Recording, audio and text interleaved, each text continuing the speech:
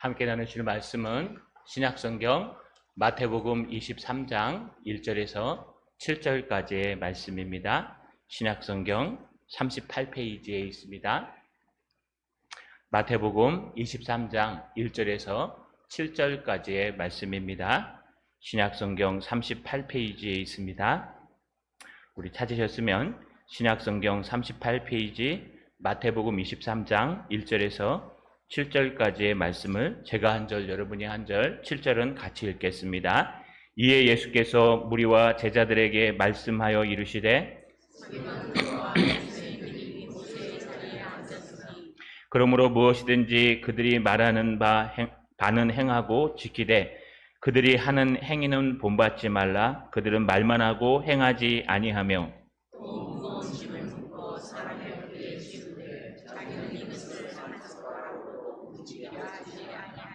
그들의 모든 행위를 사람에게 보이고자 하나니 곧 그 경문띠를 넓게 하며 옷을 길게 하고 같이 읽겠습니다. 시장에서 문안받는 것과 사람에게 랍비라 칭함을 받는 것을 좋아하느니라. 아멘. 손을 들어 하나님 앞에 인사하겠습니다. 우리의 신앙을 점검하겠습니다.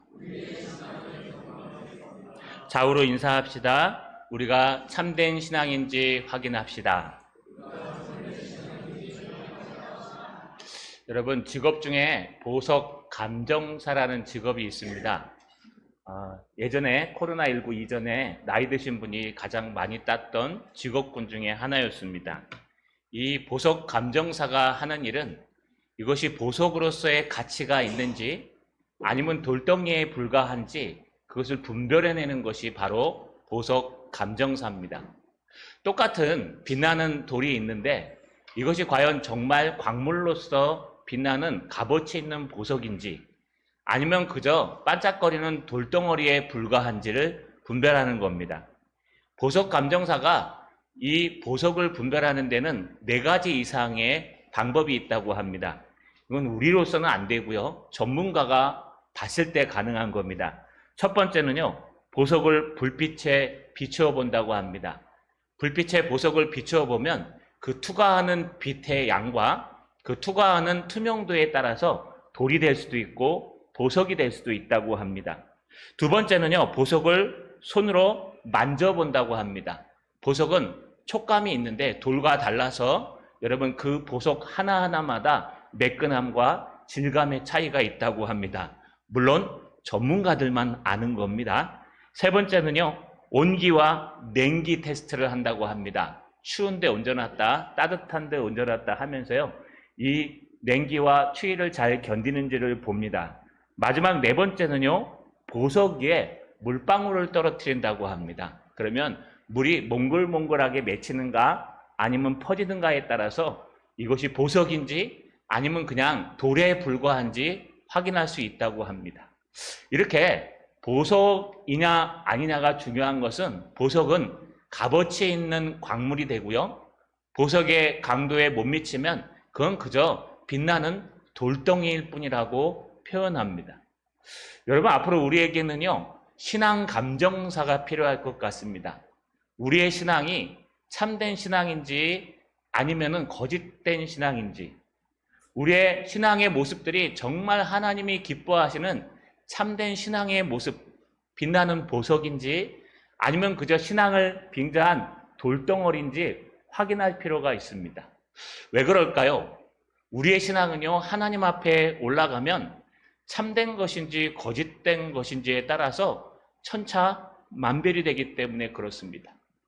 제가 원하는 것은요, 하나님의 말씀을 누군가가 저 말고요, 아주 통달해서 이 신앙 감정사라는 자격증을 만들었으면 좋겠어요.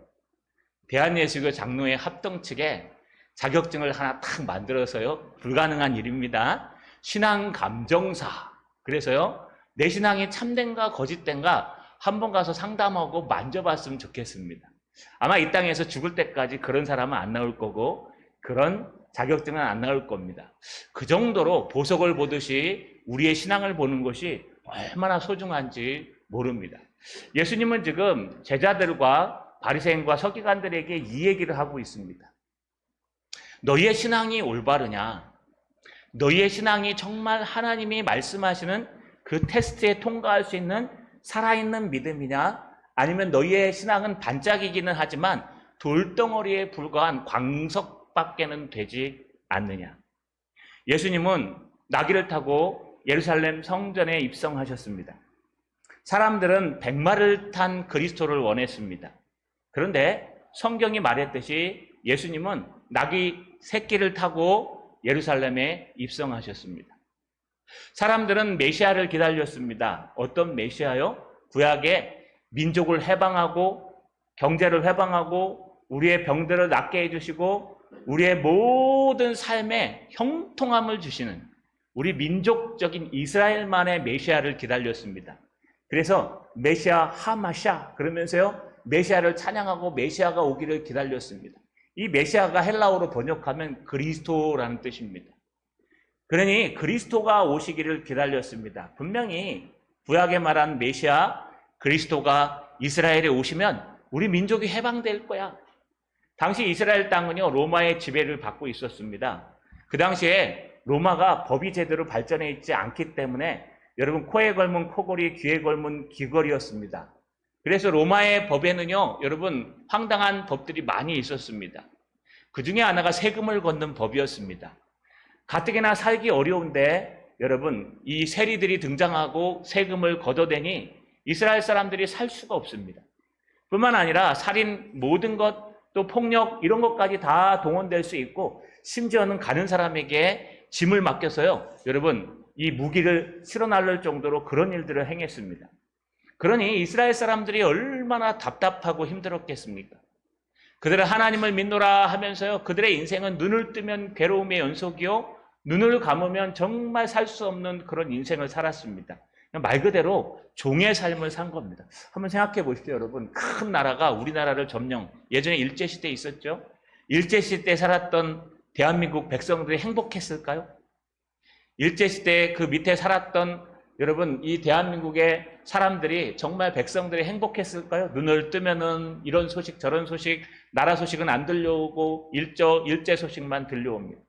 만약에 우리가 다른 나라에 성합된다면은 여러분 좋을까요? 그 자체가 힘든 겁니다. 그들은요 정말 로마에서부터 해방되기를 원했습니다. 그래서 늘 기대하기를 메시아가 저 예루살렘 성문을 백마를 타고 군대를 이끌고 들어올 것이다. 메시아가 이 땅에 백마를 타고 군대를 이끌고 들어오면 정치적인 문제 다 해결되고 경제적인 문제 다 해결되고 우리의 삶의 모든 문제가 다 해결돼서 형통해지는 역사가 일어날 것이다. 이게 이스라엘 사람들이 기다렸던 메시아 그리스도에 관한 생각입니다. 예수님은 이걸 정확하게 물어봤습니다. 너희는 그리스도를 누구라 생각하느냐라고 물어보니까요. 아니나 다를까 다윗의 자손입니다. 우리 민족 다윗 왕으로부터 태어날 다윗의 언약의 자손입니다. 그가 오면은 틀림없이 우리를 해방시켜 줄 겁니다. 우리가 예수를 만나면 이런 모든 문제가 다 한 큐에 다 날아갈 겁니다. 경제적인 문제 하나님이 돈벼락을 맞게 해주실 겁니다. 앞에 있는 문제 하나님이 다 해결해 주실 겁니다. 정치적인 문제 하나님이 싹 다 없애주실 겁니다. 우리의 원수들 하나님께서 형통하게 하셔서 아무 일도 안 생기게 할 겁니다. 이게 그 사람들의 메시아 관이었습니다. 그러나 예수님께서는 그런 메시아를 말씀하지 않으셨습니다. 시몬 베드로에게 뭐라고 말씀하셨습니까? 너희는 나를 누구라 하느냐? 예수는 나의 그리스도이시오. 예수님이 나의 메시아, 나의 왕이요 선지자의 제사장이시오. 예수님은 하나님의 아들이십니다. 라고 고백하는 그 메시아의 이야기를 하고 있었습니다. 바로 그때 주님께서요, 이제 그들에게 설교하기 시작합니다. 무엇이 바른 신앙인지에 대해서 오늘 본문 1절에 보니까 이에 예수께서 무리와 제자들에게 말씀하여 이르시되, 이제 바로 그 상황에, 여기 이해라는 단어는 헬라어 원문대로 번역하면 그때 그 상황에 이런 뜻입니다. 그들이 잘못된 민족적인 그리스도관, 자기네만의 그리스도, 우리나라만의 그리스도, 나만의 예수를 주장하고 있을 때 바로 그 상황에 그들을 향해서 또 그들의 제자를 향해서 예수님이 이제 선포하고 있는 겁니다. 뭐라고 선포하고 있을까요? 그 무리들과 제자들에게 말씀하여 이르시되 2절에 보니까 서기관과 바리새인들이 모세의 자리에 앉았으니 그러므로 무엇이든지 그들의 말하는 바는 행하고 지키되. 예수님이 아주 충격적인 얘기를 합니다. 무슨 말씀을 하시냐? 서기관과 바리새인들이 모세의 자리에 앉아 있다고 얘기합니다. 여러분, 서기관이 누구라 그랬습니까? 서기관은요, 대부분 바리새인들 중에 뛰어난 사람을 서기관으로 세웁니다. 바리새인들은 누구였습니까? 당시 그 시대를 살아가는 신앙인들에게 만약에 이 땅에서 구원받는 한 부류가 있다면 누가 구원받겠느냐 그랬더니 대제사장도 아닙니다. 제사장들도 아닙니다. 레위 사람도 아닙니다. 바리새인들이 구원받을 것입니다. 저 사람들은 우리가 볼 때 틀림없이 구원받습니다. 다른 사람은 못 받아도 저 바리새인들만큼은 충분합니다. 라고 고백했을 정도로 인기가 많은 사람이었고 신실한 사람들이었습니다. 여러분, 우리 지금 바리새인들을 많이 욕하죠. 왜 욕합니까? 예수님께서 욕했으니까. 이 회칠한 무덤들아 뒤에 등장합니다. 바리새인들을 욕하니까 우리는 누구나 다 기쁜 마음으로 바리새인을 욕합니다. 저 바리새인처럼 살면 안 돼. 근데 여러분, 여러분의 삶과 제 삶은 바리새인들의 발끝만도 못합니다. 바리새인들이 원래 이런 사람이 아니었습니다. 바리새인들은요, 평신도들이었습니다. 평신도인데도 불구하고 나는 하나님의 영광을 위해서 내 삶을 내려놓고 하나님의 삶을 살겠다고 작정한 사람들이었습니다. 나의 생계는 조금만 하고 나머지 모든 삶을 하나님의 영광을 위해서 쓰겠다. 그래서요, 여러분, 머리에 삭도를 내지 아니하고 거룩한 옷을 입고 하나님 앞에 늘 기도하고 독주와 포도주를 멀리하고 거룩하게 산 사람들이 바리새인들이었습니다. 여러분, 대제사장이나 레위 사람들은 태어날 때부터 그 일을 하나님의 일을 감당해야 될 사람이었지만 바리새인들은 그런 사람 아니었습니다. 충분히 내 욕심대로 살 수 있었고 충분히 내 인생을 살아갈 수 있었고 내가 즐기며 살 수 있는 사람들이 바리새인들이었습니다. 그런데 어느 날 주님을 만났습니다. 주님을 만나고 나서 내가 하나님의 영광을 위해서 나의 남은 인생을 포기하리라. 내가 즐거워할 수 있는 모든 것들을 다 포기했습니다. 내가 마실 수 있는 포도주와 독주도 포기했습니다. 내가 즐길 수 있는 까까옷 같은 좋은 옷들도 포기했습니다. 좋은 차도 포기하고 좋은 집도 포기하고 나는 오로지 하나님의 영광을 위해서 남은 인생을 살 거야 라고 하면서요, 하나님 앞에 귀속되기를 원했습니다. 저를 사용해 주십시오. 평신도 사역자입니다. 지금으로 얘기하면 우리 한 목자 정도? 우리 중직자님들 될 겁니다. 여러분, 이 바리새인들이 얼마나 영광스럽습니까? 그러니 이 땅의 모든 사람이 난 저렇게 못 살아. 여러분, 대제사장마저도 나는 저 바리새인처럼 살 수가 없어 할 정도로 바리새인은 위대하고 뛰어난 사람들이었습니다. 그 중에서도 여러분, 글을 잘 쓰고 뛰어난 학식을 가진 사람들은 착출합니다. 뽑아서 어떻게 세우냐? 서기관을 만듭니다. 이 서기관이란 직책이요, 에스라 시대 때 생겨난 직책입니다. 그 이전에도 서기관이 있었지만 서기관이라는 명명은 하지 않았습니다. 이 사람들은 무엇을 하는가 하니 당시에 종이처럼 여기는 갈대를 펴서 만든 파피루스나 아니면 양의 가죽 있죠? 가죽을 펴서 만든 그 가죽책에 하나님의 말씀을 기록하는 겁니다. 하나님의 말씀을 기록하는데 역사가에 의하면요, 이 바리새인 중에 뽑힌 서기관들이 얼마나 거룩했냐 하면 여호와 하나님의 말씀을 히브리어로 막 쓰다가요, 여호와라는 단어가 나오지 않습니까? 엘로힘이 하나님이나 그러면은 붓을 탁 놨대요. 놓고 벌떡 일어나가지고 가서 샤워를 탁 목욕제기를 하고 깨끗한 몸으로 와서 다시 탁 펜을 들고 양피지에다 탁 해갖고 아도나이 여호와 하고 썼대요. 그러면 시편에 나오는 여호와는 나의 힘이요 여호와는 나의 반석이 이러하면요, 한 번 쓰고 가서 샤워하고 또 한 번 쓰고 가서 샤워하고, 이게 여러분 장난인 것 같은데 대단한 겁니다. 이 정도로 바리새인 중에 서기관 하면 우리는 쳐다볼 수도 없는 아주 위대한 신앙인들이요, 멋진 사람들이었어요. 그러니 그 당시 사람들이요, 다른 사람은 구원 못 받아도 이 바리새인들은 꼭 구원받을 수 있다고 얘기하겠죠. 그런데 오늘 예수님은 비꼬아서 거꾸로 얘기합니다. 바리새인과 서기관들이 여기 원문대로 번역하면 스스로 모세의 자리에 앉았으니, 그들이 모세의 자리에 자기 스스로 앉았대요. 여러분, 이 모세의 자리가 어디를 얘기할까요? 모세의 자리는요, 그 당시의 역사를 보니까 성전이나 회당에 옆에 이런 강대상처럼 자리가 하나 있었습니다. 이게 누가 만든 거냐? 성경에는 없습니다. 그런데 이 자리에 건의를 주기 위해서 따로 구별해서 이 바리새인과 서기관들과 사두개인들이 만든 거예요. 그래서 이 자리는 아무나 앉는 자리가 아니라 여기는 바리새인과 서기관 중에 뛰어난 사람들만 앉는 거야 라고 하는 모세의 자리를 만들어 놓고 거기서 문제가 생기고 어려운 일이 생기면 성경을 해석해 주기도 하고 또 연륜을 가지고 그 문제를 해석해 주기도 하는 모세의 자리를 만들었다고 합니다. 이 모세의 자리는 성경에 있는 자리가 아닙니다. 그러나 그들이 하나님의 율법을 강조하고 신앙을 강조하고 말씀을 강조하기 위해서 만들어 놓은 자리입니다. 그 자리에서 성경을 해석하고 하나님의 말씀을 설파하기도 하며 어려운 일이 생기면 거기 서서 해결해주고 거기서 얘기하면 마치 모세가 얘기한 권위를 가지고 얘기하는 거다라고 할 정도로 만든 겁니다. 이게 좋은 의미입니다, 여러분. 이게 무조건 나쁜 의미가 아니라 성경에는 없지만 사람들이 고민할 때 말씀으로 한번 다가가 보자 이런 뜻이에요. 여러분 고민 안 하십니까? 저도 이번 삶 속에서 많은 고민들을 합니다. 어떻게 저들과 싸워서 우리가 이겨낼 수 있을까? 우리의 것이 무엇인가? 제가 고민하고 연구하다 보니까요. 정말 우리의 것을 먼저 알아야 싸울 수가 있어요. 내 것도 모르고 무조건 비판만 하면은요. 나중에 가면 길을 잃어버려요. 나중에 가면 내 게 뭐였지? 우리는 뭐라고 얘기하지? 까먹어버리고 저쪽에 막 동화돼가지고요. 아 그런가 보다. 아니야 하다 보면 넌 뭔데? 아무것도 없어요. 그래 중요한 건요. 우리의 신앙을 먼저 돈독히 해야 그 다음부터 싸움하거나 논쟁할 때 이길 수 있는 겁니다. 우리의 삶도 똑같아요. 여러분의 삶이 문제가 무엇인지 찾아내는 거 어떻게 하십니까? 내가 기도해 보니까 이래요? 여러분 틀릴 수 있잖아요. 내가 삶을 살아보니까 우리 선배들이 이래요? 선배도 틀릴 수 있어요. 그러면 과연 맞는 길이 어디 있는가? 하나님의 말씀이 어디 있는가? 결국 우리는 말씀으로 돌아오게 돼 있어요. 솔라 스크립투라 오직 말씀으로 돌아옵니다. 그럼 말씀으로 돌아온다는 게 뭡니까? 바로 이 모세의 자리가 그런 의미에서 만든 거예요. 모세의 자리에 앉아서 고민이 있는 사람들의 상담도 하고 모세의 자리에 앉아서 하나님의 말씀을 선포하기도 하고 모세의 자리에 앉아서 모세의 권위를 가지고 하나님의 뜻을 증거하니까 이 모세의 자리에 앉는 것만으로도 엄청난 힘과 권력이 있었어요.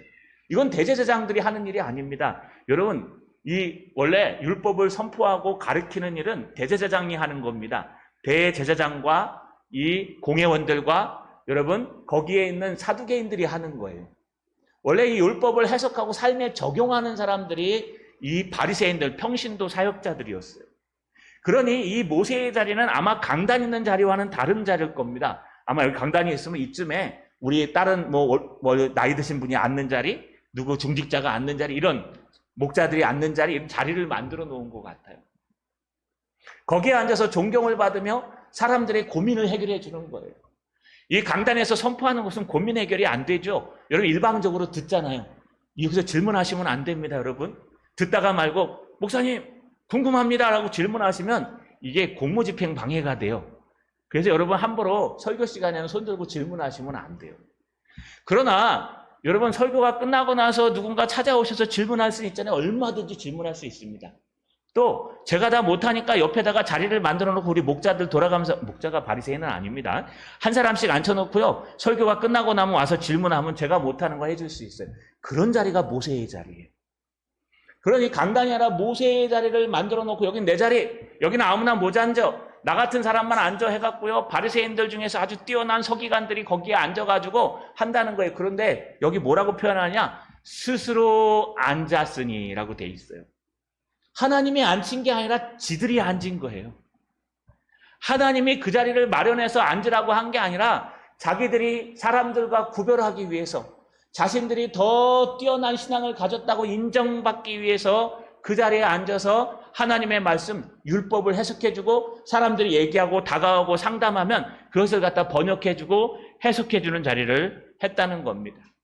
그러면서 주님이 아주 심오한 이야기를 합니다. 오늘 3절 하반절에서 4절의 말씀에 첫 번째 중요한 이야기를 하는데요. 너의 신앙이 참된 신앙이냐?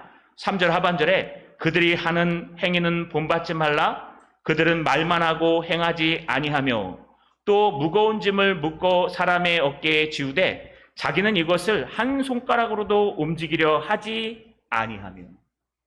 여러분 이게 무슨 뜻일까요? 첫 번째 우리가 중심을 둬야 될 것은 그들이 하는 말은 귀담아 듣고 행하라고 합니다. 무슨 뜻일까요? 거기에 앉아있는 사람이 좀 부족하고 연약하더라도 그들이 스스로 앉았더라도 하나님의 말씀을 더 가까이 하려고 앉은 의도가 있지 않느냐. 여러분, 말씀은 목사가 전하면 하나님의 말씀이고 깡패가 전하면 하나님의 말씀이 안 될까요? 그렇지 않습니다. 그건 누가 전하냐에 따라 다른 게 아니고요. 누구나 다 하나님의 말씀을 증거할 수 있고 전도할 수 있어요. 단지 강단에 서는 것만 강도권을 가진 사람이 하도록 법적으로 하는 거지. 여러분 바깥에 나가서 여러분 설교 얼마든지 하셔도 돼요. 가서 복음을 모르는 사람에게 복음을 전할 수 있죠. 여러분 왜 못합니까? 그거 불법 아니고 하시면 됩니다. 근데 중요한 것은 권위라는 게 다르지 않겠습니까? 그러나 우리가 하나님의 말씀을 누구나 다 증거할 수 있다는 건 말씀의 권위가 우선되기 때문에 깡패가 전에도 그건 하나님의 말씀이요, 목사가 전에도 하나님의 말씀이요, 깊이만 다를 뿐이에요. 그리고 신뢰도만 다를 뿐이지 하나님의 말씀 자체가 권위가 있기 때문에 우리는 하나님의 말씀을 붙드는 거예요. 그러니 예수님께서 뭐라고 말씀하세요? 그 모세의 자리에 누가 앉았든 네 마음에 들든 듣지 않든 또 그 사람이 성품이 좋든 성격이 나쁘든 넓은 사람이든 쫌팽이밖에 안 되는 사람이든 상관없이 그 자리에 앉은 자체가 하나님의 말씀을 가지고 앉았기 때문에 그들이 전하는 말씀이나 그들이 상담하는 말씀은 너희가 다 듣고 행하라 라고 얘기해요. 왜냐하면 그건 그 사람의 문제가 아니라 말씀의 문제이기 때문에 그래요. 단 하지 말아야 될 게 있는데 그들이 하는 행위는 본받지 말라. 그들은 말만 하고 행하지 아니하며. 그들이 그 자리를 내려와서 행동하는 행동은 본받지 말래요. 이거 아주 무서운 얘기입니다. 그럼 누굴 본받으라고요? 이 당시에 문화로 가면은요, 이건 선전포고와 같아요. 이 당시 많은 사람들이 이 땅에 많은 사람들이 지옥에 떨어질지라도 단 한 부류의 사람은 천국 갈 텐데 바로 바리새인들은 천국 갈 거다. 그 정도로 사람들이 볼 때 뛰어난 사람이었어요. 자기의 일평생을 거의 하나님의 영광을 위해서 다 썼다니까요.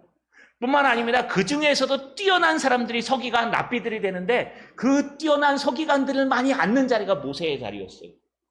그러니 헌신한 평신도 중에 가장 뛰어난 제일 위에 있는 그 사람이 앉는 자리가 모세의 자리인데 예수님은 뭐라 그런지 아십니까? 지들이 스스로 앉았어.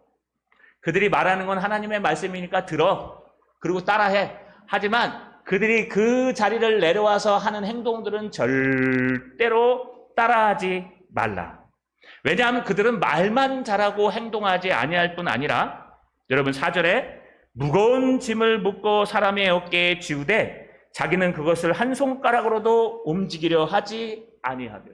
이게 뭐냐 하면은요, 나는 이런 사람이야 라고 얘기하면서 실제로 그런 사람인가 들어봤더니 절대로 그런 사람 아니라는 거예요. 그 자리에 앉아서 뻔지르를 하면서 내려오면은요, 그런 삶을 절대로 사지 않고 그 삶을 보면은 하나님이 전혀 없는 삶을 산다는 거예요. 이걸 다른 말로 얘기하면 외식하는 자라고 해칠한 무덤이라고 뒤에서 등장합니다. 겉과 속이 다른 사람. 하나님을 믿는다고 막 정의로워 보이지만 결국 한꺼풀만 싹 벗기면요, 기도도 안 해요, 말씀도 안 읽어요, 예배도 안 드려요, 아무것도 안 하는, 나는 그저 목사야. 우리 목사도 똑같아요. 나는 그저 중직자야. 나는 그저 직분자야. 나는 이런 성도야 라고 얘기하지만 정말 네가 그런 성도 맞아? 하고 하나님의 CCTV를 돌려갖고 탁 한 꼴만 벗기면 아무것도 없는 사람. 이게 첫 번째 모습이에요. 그 자리를 내려오면 행동하는 것은 하나님을 의지하는 것이 전혀 없는 사람. 근데 여러분 오해하지 말아야 될 게 하나 있습니다. 여기 등장하는 무거운 짐을 묶고 사람들의 어깨에 지우되 자기는 그것을 한 손가락으로도 움직이지 아니하려 하나니란 뜻은 말만 하고 행동을 안 한다는 뜻이기도 하지만 여기 또 하나 무거운 짐, 그들의 말한 바, 이거는요, 여러분 뭐 시키고 자기는 안 한다, 게을러서 안 하고 너 이거 해, 너 이게 지시만 한다, 이런 뜻이 아닙니다. 바리새인들은 절대 안 그랬습니다, 여러분. 바리새인들은 이 시대로 가면은요, 평신도들보다 더 많이 기도했어요. 더 많이 움직였어요. 오른손이 한 일을 왼손이 모르게 하라는 말씀도 있지만 바리새인들은 누가 보아도 저 많이 신앙생활을 하고 예배에 더 잘 참석하고 기도회에 더 잘 참석했어요. 여러분 우리가 생각하는 그런 바리새인들 아니에요. 오늘날은 이 바리새인들 욕할 자격이 아무도 없어요. 저도 없습니다. 여러분 그런데 문제는 무엇이냐? 여기에 등장하는 무거운 짐, 말만 하다 이런 단어는 뭐냐? 하나님의 말씀을 갖다가 여러분 등어리에 얹어줬다는 얘기예요. 하나님의 말씀을 너무 잘 알다 보니까 하나님의 말씀에 있는 진리와 또 하나님의 말씀에 있는 자유함에 대해서 우리가 은혜 가운데 해도 되고 안 해도 되고 이런 것들을 분별해내야 되는데 그냥 열심만 가지고 하다 보니까 여러분 하나님의 말씀이 아닌 것들을 막 짊어지어 주는 거예요. 젊었을 때 기도원을 잘 다녔습니다. 저도 기도원 신앙이거든요. 여러분 기도원에 가니까 어떤 금식 기도원 가니까 사람은 한 달에 한 번씩 열흘을 금식해야 된대요. 아, 거기 등록하시면 은혜가 충만합니다. 사람들이 다 빼짝 꼬라가지고요. 다 은혜예요, 은혜. 당연하죠. 금식하면 먹지도 못하지, 마시지도 못하지, 나의 욕구를 절제하기 때문에 여러분 우리는 하나님만 바라볼 수밖에 없어요. 근데 좀 지나면 피자 얘기도 하고 그래요. 뭐 강남 피자 갔더니 피자가 한 판에 이따만 하더라. 1+1이더라. 우리 나가서 피자 먹으러 가자. 집사님이랑 안수 집사님이 얘기하는 내용이에요. 여러분 이게 무슨 뜻이냐 하면 하나님의 말씀에 금식하라고는 돼 있어요. 그런데 금식하라는 게 그렇게 뭐 한 달에 한 번, 열흘 동안 꼭 금식해야 신앙이 된다? 이런 게 어디 있어요? 그런데 그거를 내가 신앙생활 해보니까 내가 평신도로 살아보니까 너무너무 좋더라. 그래 너희들도 그렇게 해라. 그러면서 자랑하는 게 하나 있더라고. 자기 딸내미는 초등학교 1학년인데 아무 말 안 하고 밥을 안 먹더래요. 그래갖고 야 너 왜 안 먹냐 했더니 한 3일 지나서 엄마 나 금식했어 그러더래요. 이야 그 딸내미 지금 어떻게 사나 궁금해요. 제가 한번 찾아가 보고 싶어요. 여러분 대단한 신앙이에요. 여러분 우리가 그걸 욕하면 안 됩니다. 근데 중요한 건 뭐냐 하면 하나님의 말씀에도 없는 것을 나의 열심을 가지고 억압하고 강조해서 마치 그것이 하나님의 뜻이고 하나님의 뜻을 행하지 않으면 벌을 받을 것처럼 그렇게 살지 않으면 하나님 앞에 천벌을 받을 것처럼 여러분 하나님의 말씀을 쪼개고 적용해갖고 성도들의 머리 위에다 지어주는 거예요. 이거 목회자가 하는 게 아니라 모세의 자리에 앉아있는 사람이 상담하면서 하는 거예요. 아이고 바리새인 랍비님 내가 우리 집안에 좀 어려움이 생겨가지고 이게 잘 장사가 안 돼요. 어떻게 했으면 좋겠습니까? 그럼 뭐라 그래요? 하나님의 말씀을 가지고 해석해요. 아 하나님의 말씀에 이거 뭐 하나님이 하시는 거고 하나님의 뜻을 우리가 모르니까 너는 기도하고 뭐 해라? 여기까지만 하면 돼요. 그런데 이 사람들은 한 단계 더 나갔어요. 그래? 그럼 오늘부터 저녁 때 와갖고 금식하면서 한 열흘만 금식하고 기도해. 그럼 그 사람이 알아서 하는 거예요. 뭐 예배에 참석하고 기도에 참석 이건 당연히 해야죠. 그 얘기를 하자는 게 아닙니다. 그거 플러스 더한 걸 얘기하는 겁니다. 천주교에서 한창 고해성사를 할 때 그렇게 했습니다. 신부님한테 가서요. 내가 젊었을 때 성적인 범죄를 저질렀습니다. 그러면 신부님이 무릎으로 교회 밑에서부터 위에까지 25번만 왔다 갔다 해. 그럼 해야 돼요. 그게 내 죄가예요. 죄에 대해서 내가 스스로 정죄하고 그걸 하고 나면 마음이 후련해요. 그러니까 예수 그리스도의 이름으로 구원을 얻고 용서받는 게 아니라 내가 어떤 노력을 해가지고 내 능력으로 내 절제함으로 말미암아 용서를 받는 거예요. 이게 나쁜 건 아닙니다. 왜냐하면 이렇게라도 해서 죄책감이 사라지고 이렇게라도 해서 하나님 앞에 더 겸손해질 수 있습니다. 그런데 문제가 뭐냐 하면 예수 그리스도의 은혜가 빠진 용서가 된다는 거예요. 이게 문제가 되는 겁니다. 여러분 이 신앙도 마찬가지예요. 하나님의 말씀으로 등에 짐을 지어줍니다. 너는 오늘부터 말씀과 기도에 전념해. 여기까지 좋아요. 근데 너는 오늘부터 금식해. 열흘만 금식하면 사업이 잘 될겨. 내일부터 한 열흘만 금식하면 복 받을겨. 아멘 안 하네요. 여러분 이런 거 하나님의 말씀에 있어요? 전혀 없는 걸 가지고 자기의 상식과 일터와 이런 것들로 말미암아 이런 무거운 짐을 짊어줬다는 거예요. 실제로 바리새인들이요 주일을 잘 지키기 위해서 주일날 하지 말아야 될 게 613가지나 만들었습니다. 주일날은 절대로 가방을 들고 1km 이상 걸어가면 안 돼요. 이거 일한 거예요. 주일날은 절대로 호롱불이, 촛불이 꺼져도 붙이면 안 돼요. 주일날은 절대로 음식을 만들어서는 안 돼요. 주일날은 절대로 이방인들과 대화해서는 안 돼요. 주일날은 절대로 옷을 갈아입어서는 안 돼요. 그게 613가지나 만들었어요. 얼마나 열심히입니까? 평신도로. 나는 평신도인데 이렇게 열심히 하나님의 말씀을 지키고 있어 하면서 613가지를 만들어갖고 원래 규례는 912가지입니다. 근데 주일에만 지켜야 될 일이 613가지예요. 하나님의 말씀을 파봐도 613가지가 안 나와요. 그런데 내 열심을 가지고 마치 그것이 하나님의 열심인 양 만들어서 성도들의 머리 위에 쥐어주고 상담하는 사람들의 머리 위에 쥐어주고 이거 꼭 해야 돼 라고 하는 자유를 억압하고 여러분 또 우리의 권리를 억압하고 권리만을 강조하는 그런 모습이 그들에게 있었던 겁니다. 이것을 야고보서에서는 행함이 없는 죽은 믿음이라고 얘기합니다. 우리의 믿음은요, 두 가지의 양상을 갖고 있습니다. 첫 번째, 우리의 믿음이 살아있나 죽었나 보셔야 돼요. 여러분, 죽은 믿음을 갖고 사시면 우리 전도서에서 얘기하죠. 다 헛돼요. 권력도, 노동도, 헌신도, 헌금도 다 헛됩니다. 우리의 믿음이 하나님이 안 계신, 하나님을 전제하지 않은 믿음이 된다면 그건 헛된 믿음이에요. 그런데 더 중요한 게 하나 있어요. 신약에 와서는 예수 그리스도를 나의 구세주로, 그리스도로 믿냐 안 믿냐가 산 믿음이냐 죽은 믿음이냐 판단하는 거예요. 예수 그리스도를 믿으십니까? 예수 그리스도를 믿으십니까? 오늘 죽어도 예수 그리스도를 믿고 천국에 갈 줄 확신하십니까? 네. 이 믿음은 아무나 못하는 거예요. 성령이 아니고서는 예수를 주로 시인할 수 없기 때문에 이거 아무나 고백하지 못해요. 뭐 저런 설교를 그 사람한테 끝난 거예요. 여러분, 예수 그리스도를 믿느냐 안 믿느냐가 살아있는 믿음이냐 죽은 믿음이냐를 판단하는 시금석이에요. 우리 보석과 똑같아요. 보석과 똑같아서 이게 과연 불빛을 투여하면은 빛의 투여가 얼마 정도 되느냐? 이거는 보석이야. 이거는 조금 못하네. 이건 돌덩어리야. 예수 그리스도를 투영해서 예수 그리스도가 정말 너의 구세주가 맞아? 너는 다른 이름으로서는 구원을 얻을 수 없나니 천하 인간에게 구원을 얻을 만한 다른 이름을 너희에게 주신 일이 없느니라. 나는 예수 그리스도를 나의 구주로 그리스도로 하나님의 아들로 믿어 확신해 라고 하면 그 사람은 살아있는 믿음이에요.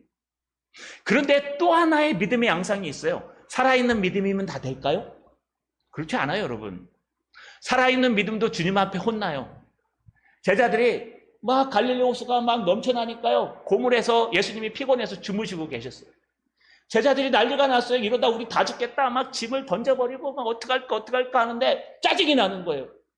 우리는 죽겠는데 풍랑을 만나서 배가 뒤집힐 것 같은데 예수님은 뒤에서 코 골고 자고 있어요. 코 건다는 건 성경에 없어요. 근데 그 자다라는 원문의 뜻을 보면 자는 척한 게 아니라 너무 피곤해서 예수님이 깊이 잠드신 거예요. 깊이 잠들면 뭐합니까? 코 골아요. 아마 코 골고 주무셨을 것 같아요. 거기다 성경을 기록할 때 예수님께서 코를 골며 주무셨더라라고 했으면 얼마나 확실했을지. 근데 거짓말 못하니까요. 여러분, 예수님이 막 주무시니까 제자들이 짜증이 나서 가서 깨우는 거예요. 예수님 일어나 뭐 있어. 지금 자빠져 잘 때가 아닙니다. 예수님 지금 난 죽게 생겼는데 풍랑이 와갖고 죽게 생겼는데 예수님은 지금 잘못 잡아갖고 고물에서 막 비계 비고 자빠져 잡니까? 일어나 있어. 여러분, 예수님이 뭐라고 말씀하셨어요?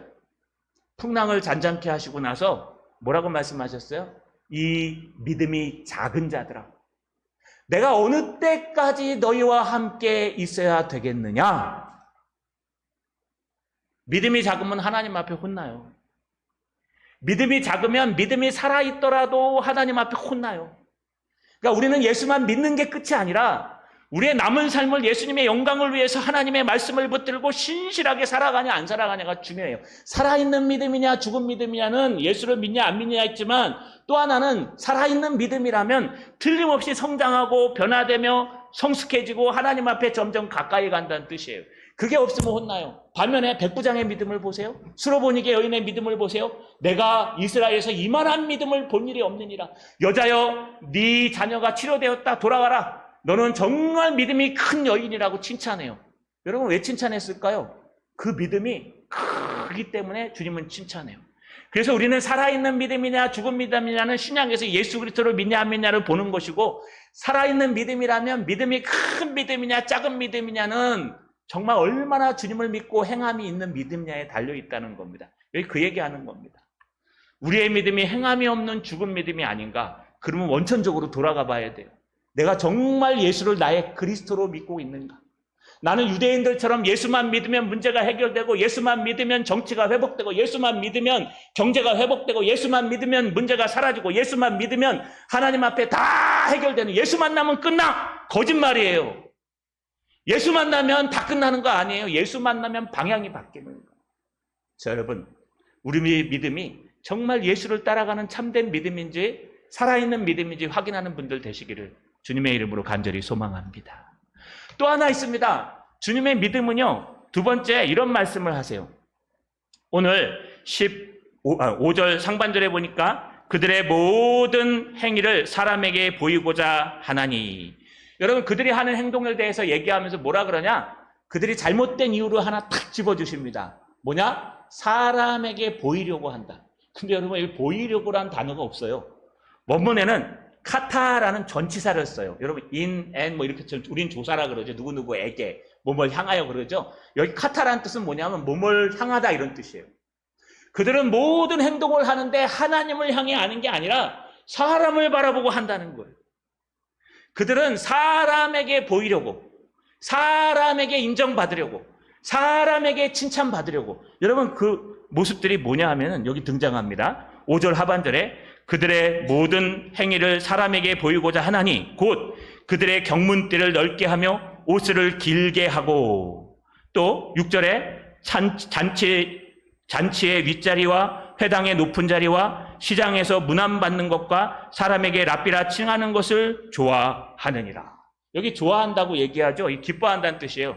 그런데 사람에게 보이려고 행동하고 사람에게 칭찬받기를 좋아하고, 여러분, 사람이냐 하나님이냐에 따라서 하는데 보인다는 단어가 없고 향하고 있다는 단어가 있어서 모든 것을 사람 중심으로 한다는 거예요. 여러분, 심지어 어느 정도로 할까요? 여기 단어들을 쭉 보세요. 곧 그 경문띠를 넓게 하며, 이 경문띠가 뭐냐면 성경책을 집어넣어요. 구약에 보시면 하나님의 말씀을 너의 좌우 미간에 붙이고 팔뚝에 붙여가지고 이 말씀이 떠나지 않게 하라라고 얘기하죠. 그래서 이스라엘 사람들은 지금도 기도할 때 이거 묵고 하잖아요. 거기 성경이 써 있어요. 지금도 이스라엘 사람들은 여기다 이렇게 붙이거든요. 이렇게 쪽다리처럼. 이거 하나님의 말씀이에요. 이게 무슨 뜻이냐? 그 말씀을 그대로 갖고 와갖고 경문으로 만들어요. 딱 만들어갖고 말씀을 딱 쓴 다음에 그 안에 집어넣어갖고 이 팔로 막 감아가지고 이루고 가는 거예요. 난 말씀 있다. 여기다 붙이고 요거 말씀이다. 나는 하나님의 말씀을 말씀대로 여기다 붙이고 했다. 그러고 가서 기도하는 거예요. 이 말씀의 내용이 중요한 게 아니라 붙였다는 게 중요한 거예요. 여러분, 이게 경문을 넓히고 라는 뜻은 말씀을 그 당시에 가죽 부대에 이렇게 썼는데 이 가죽이 말씀을 넣으면 넣을수록 이렇게 넓어져요. 그래서 처음에는 말씀을 요만큼만 해가지고 요만큼 묶고 가요. 근데 좀 지나면 좀 늘려져요. 그럼 이만큼 묶어요. 나중에 가면 이만해갖고요. 거기다 딱 걸치고 가갖고 나는 말씀을 이렇게 많이 읽고 안다. 이 말씀이다 하고 가는 거예요. 이게 경문을 넓히고라는 단어입니다. 뿐만 아닙니다. 여러분, 옷을 길게 하고, 얼마 전에 제가 설교했죠. 바리새인들은 긴 우리 할렐루야 찬양대처럼 그런 가운을 입습니다. 입는데 끝에다가 좀 높여가지고 술을 하나씩 달아요. 이렇게 술을. 근데 술이 하나를 달 때마다 어떤 일을 했냐? 내가 하나님 앞에 금식기도 40일을 했으면 하나 딱 달고, 내가 작정기도 100일을 해서 하나 딱 달고, 내가 뭐 했어? 내가 이런 구제를 했으면 하나 딱 달아요. 그래서 얼마나 많은 술이 달려있나, 술이 주렁주렁 달려있으면 야, 저 사람은 뛰어난 사람이야. 그래서 서기관을 뽑을 때요, 술을 얼마나 달고 다니느냐에 따라서 뽑았어요. 내가 달면 안 돼요. 그건 달아주는 거예요, 지도자들이. 그렇게 술을 달고 다닙니다. 심지어는요, 잔치의 윗자리에 앉기를 좋아합니다. 회당의 높은 자리에 앉기를 좋아합니다. 여러분, 잔치에 가면은 상속에 있죠. 이 윗자리란 뜻은 이 앞자리를 얘기하는 거예요. 이 앞에 나와가지고 이렇게 앉아있는 걸 좋아하는 거예요. 저는 헌신예배 가면 참 부담되는 게 하나 있어요. 뭐냐 하면 설교하기 전까지 좀 밑에 앉아있다 올라오고 싶은데, 나도 같이 찬양하고, 이게 늘 교회마다 이렇게 목사는 위에 앉아갖고 이렇게 거룩하게 앉아서 찬양을 구경하는 것처럼 보여서 나 예배의 방관자가 아니라 예배자가 돼야 될 텐데 라는 생각을 합니다. 그런데 그것이 우리의 전통이기 때문에 따라갑니다. 그래서 내 마음만 안 그러면 되니까요. 여러분, 마찬가지예요. 그냥 윗자리에 앉아갖고 상석에 앉아가지고 나는 너희들과 달라, 다른 부류의 사람이야 라고 생각하는 그런 평신도들이 있다는 거예요. 그런 목회자들도 있습니다. 여러분, 이런 모습을 갖고 살아가면 안 된다는 것을 설명하는 거예요. 뿐만 아닙니다. 여러분, 문안받는 걸 좋아하는데요, 랍비라 듣는 칭호도 좋아해요. 누가 선생님 하고 불러주면 기뻐하는 거예요. 근데 여기 랍비는 선생이란 뜻의 의미만을 갖고 있지 않습니다. 여기 랍비라는 단어는요, 여러분, 존경받는 주민이라는 단어도 있어요. 그래서 누군가 지나가면 옷술이 거룩하게 펼쳐지고 여기에 큰 하나님의 말씀을 탁 끼고요, 이렇게 딱 거룩하게 지나가면서 여러분, 시장통에서 축복 기도하는 거예요. 야, 이 사업장에 하나님의 놀라운 복이 임하리라. 할렐루야. 이 사역자가 아닌 평신도를 얘기합니다. 여러분, 바리새인들이 그러고 다니는 거예요. 서기관들이. 내가 성경을 몇 권 썼는데, 나는 누구누구 랍비인데 이 사업장과 이 일터에 하나님의 놀라운 축복이 임하기를 소망하노라. 얘기하면 다 이루어진다는 거예요. 이게 착각입니다. 그런데 그런 것들을 좋아하고 그런 것들을 한다는 거예요. 그런데 중요한 게 뭔지 압니까? 이렇게 행동할 수밖에 없었던 근본 원인이 카타, 보이기를 좋아하다, 이런 뜻이에요. 내가 하나님을 기쁘게 하실지 사람을 기쁘게 할지 결정하라는 거예요. 예수님이 지정하는 게 너희의 행동이 잘못된 게 아니야. 그런데 너희는 그런 행동을 왜 하느냐? 사람들의 말을 듣고 사람들이 기뻐하는 일을 하고 싶다는 거예요. 여러분, 우리는 하나님의 백성이에요. 우리 예배 드리는데 사람이 예배 드려요. 하나님 앞에 드리는 거예요. 이 설교 시간에 제가 하나님의 말씀을 선포하지 사람 얘기를 합니까? 여러분, 우리가 예배 드릴 때 하나님 앞에 예배 드리지 사람한테 드리십니까? 여러분, 그거는 아무 쓸모없는 행동이에요. 아무리 열심을 가져도 그건 필요 없어요. 저는 답답한 게 하나 있어요. 왜 자꾸 사람들의 말에 귀를 기울이는지 모르겠어요. 그만큼 하나님 앞에 귀를 기울이고 하나님의 말씀에 귀를 기울이면 놀라운 하나님의 역사가 일어날 텐데, 사람들이 뭐 좀 불편하다 그러면 그거 바꿔줘야 되고, 사람들이 뭐 이거 의자 싹 바꾸면 우리 부흥할 거야 아마. 그죠? 이 소파로 다 바꿉시다. 어? 우리 교회 돈도 있고 한데 우리 교회도 한번 뜯어 고칠까요? 뭐 목사들 그런 거 잘하대요. 저한테도 오면 한번 리모델링 하라 그래요. 돈 좀 있으면 리모델링 해다. 김 목사 이거 막 몇십 년 된 것 같은데 이 교회가 우중충해서 되겠느냐? 전 얘기해요. 이거 불 다 꺼도 우리 교회는 됩니다. 우리 교회는 이런 거 갖고 안 됩니다. 어떤 교회 같은 게 밑에를 갖다 싹 뜯어갖고 했대. 저기랑 싸우려면 저거 한 반은 가야 되지 않겠습니까? 이거 다 무너뜨리고 저까지 사갖고 확 갈까요? 그럼 부흥이 일어날까요? 그럼 하나님의 놀라운 역사가 일어날까요? 아니요. 하나님의 역사는 하나님이 일으키시는 거예요. 하나님의 역사는 하나님이 하시는 거예요. 우리는 그저 허수아비처럼 주님의 말씀을 붙들고 너는 내게 부르짖으라. 내가 응답하겠고 내가 알지 못하는 크고 비밀한 일들을 내게 보이리라. 할렐루야. 하나님이 하시는 거예요. 이런 힘으로도 되지 아니하고 능력으로도 되지 아니하고 오직 나의 영 성령으로 되느니라. 그런데 지가 한대요. 우리가 한대요. 우리가 뭐가 열심히 잘하면 될 것 같아서. 그거 아니에요. 하나님이 하셔야 됩니다. 너의 능력과 너의 힘으로 되는 게 아니라 하나님의 힘으로 되는 거예요. 제가 여러분 앞에 부탁드립니다. 이제 신천지가 가만 안 있을 거예요. 저기 다 등록돼서 끝났거든요. 여러분, 저 영상도 나왔어요. 제가 언젠가 한번 틀어드릴게요. 그래서 이제 마산교회로 되어 있습니다. 동산교회 옆 마산교회라 그래요. 어저께도 막 들어오고 그랬어요. 이제 우리 교회를 흔들 텐데 아마 소문을 갖고 흔들 겁니다. 신천지에 하시는 분들이 얘기하는 겁니다. 동산교회를 막 쑥대밭 만들게 시끄럽게 할 텐데 아마 여기저기서 막 소문을 퍼뜨릴 거예요. 그래서 우리 교회는 소문 실명제를 시행하고 싶습니다. 여러분 꼭 기억하세요. 성도들이 얘기하던데 이런 얘기 하지 마시고 누가 얘기했는지 정확하게 말씀하세요. 그래야 소문이 안 나요. 그래야 교회가 살 수 있어요. 신천지들은요, 뒤에서 여사람 가서 쑤셔가지고 누가 그렇더래, 장로님이 그렇더래, 목사님이 그렇더래 해서 막 싸우게 만들어요. 교회가 시끄럽게 소문 때문에. 그래서 교회들마다 어떻게 하냐? 소문 실명제를 해요. 우리 금융실명제 아시죠? 통장 자기 이름으로 되죠? 소문 실명제 해주세요. 여러분, 우리 신천지랑 싸워야 돼요. 소문 실명제. 누가 그렇더라 이렇게 하지 마시고 누구가 이렇게 얘기하더라 라고 책임 있는 말만 하는 거예요.